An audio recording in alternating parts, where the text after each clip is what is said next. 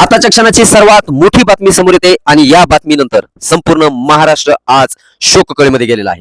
कारण मराठा बांधवांसाठी त्यांचं दैवत असणारे मनोज जरांगे पाटील आरक्षणासाठी लढा दिला, उभे राहिले, समाजाला पुढे नेण्यासाठी मोठं योगदान दिलं. इतिहास पाहिला तर अनेक आंदोलकांनी आपल्या जीवाचं रान केलं, बलिदान दिलं, परंतु जरांगे पाटील यांच्या रूपानं आरक्षणाचा मुद्दा हा मार्गी लागला. आरक्षण मिळालं, मराठा बांधवांचं कल्याण देखील झालं. परंतु आता हा मुद्दा बाजूला राहून मनोज जरांगे पाटील यांनी 4 महिन्यापूर्वी जे आरोप केले होते की अमोल खुने यांना सुपारी देण्यात आली होती मला संपवण्यासाठी, यावर थेट धनंजय मुंडे साहेब यांच्यावर आरोप करण्यात आले होते की मुंडेंनीच सुपारी दिली होती अमोल खुनेला की जरांगे पाटील यांना संपवून टाका. यावर जरांगे पाटलांनी आरोप केले. चौकशी झाली, अमोल खुने यांना अटक करण्यात आली. अमोल खुने कोणतेही पुरावे न सापडल्यामुळे त्यांना सोडण्यात आलं. बाहेर आल्यानंतर अमोल खुने यांनी जरांगे पाटलांवरती आरोप केले, नार्को टेस्ट करायला देखील चॅलेंज केलं. त्यानंतर या प्रश्नाचं उत्तर जरांगे पाटलांनी समोर येऊन द्यायला सुरुवातच केली होती. तोपर्यंतच मध्ये एंट्री झाली, ती म्हणजे रंजना नागपूरकर. ब्राह्मण समाजाच्या ह्या महिला आहेत आणि रंजना नागपूरकर यांच्या पतीची जी निवृत्ती करण्यात आली होती, त्यांना बेदखल करण्यात आलं होतं. त्यांना त्यांच्या नोकरीवर पुन्हा रुजू करण्यात यावं यासाठी संपूर्ण आटापिटा झाला. यामध्ये धनंजय मुंडे साहेब यांच्यावर आणि कैलास फड, निखिल फड यांच्यावर रंजना नागपूरकर यांनी जे आरोप केले, 17 लाख रुपये घेतल्याचा छाती ठोकपणे त्यांनी संपूर्ण स्टेटमेंट दिले, बाईट दिली. यावर कैलास फड, निखिल फड या दोघांनीही खुलासा केला, आम्ही त्या महिलेला ओळखत नाहीयेत, आम्हाला काहीही माहिती नाही. परंतु ह्या संपूर्ण घडामोडी चालू राहिल्या आणि यातूनच आताच्या क्षणाची सर्वात मोठी बातमी समोर येते आणि महाराष्ट्रासाठी सर्वात मोठी धक्कादायक बातमी समोर येते मनोज जरांगे पाटील यांच्या बाबत. ही बातमी ऐकून संपूर्ण महाराष्ट्रामध्ये सदा खळखळ आणि खळबळजनक माहोल सुरू झालेला आहे. जरांगे पाटील यांनी काल शिवनेरी किल्ल्यावरती छत्रपती शिवाजी महाराज यांना अभिवादन केलं, पुष्पहार घातला, दर्शन घेऊन बाहेर येत असताना त्यांची बाईट घेण्यात आली होती. त्यावेळेला त्यांनी 24 तासाचा अल्टिमेट दिला होता. काल शिवजयंती, माझा खूप मोठा दिवस आहे, मी आज संपूर्ण काही खुलासा करणार आहे मुंबई येथे जी घटना घडली त्या संदर्भात.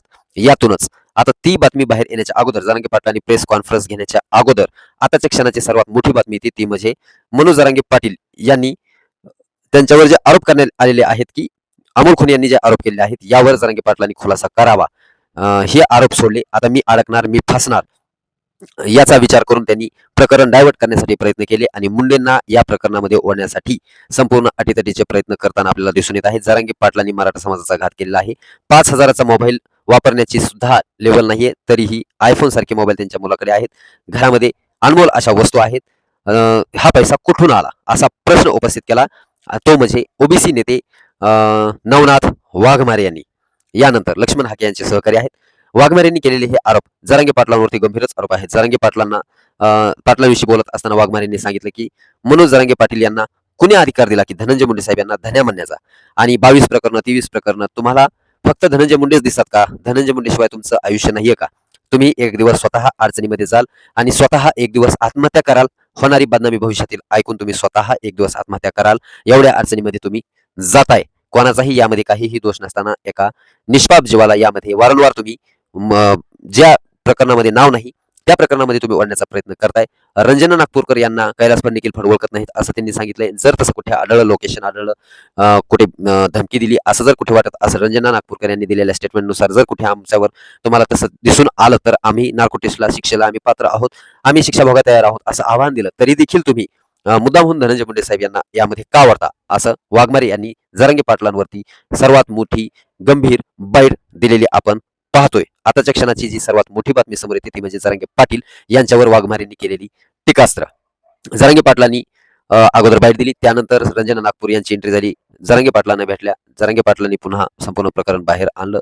यावर कैलास फड, निखिल फड यांच्यावर आरोप करण्यात आले होते, त्यांनी बाईट दिली, आरोप फेटाळलेले आहेत आणि यामध्ये धनंजय मुंडे साहेब यांचा कुठेही संबंध नसताना वाघमारेंनी सांगितलं की धन्या असा उच्चार करण्याचा अधिकार जरांगे पाटलांना कुणीही दिला, स्वतः आत्महत्या करतील, मराठा बांधवांनी सावध व्हा, जरांगे पाटील तुमची दिशाभूल करतायत असा गंभीर आरोप वाघमारे यांनी केलेला सध्या आपल्याला दिसून येते. आताच्या क्षणाची सर्वात मोठी बातमी सध्या समोर येते.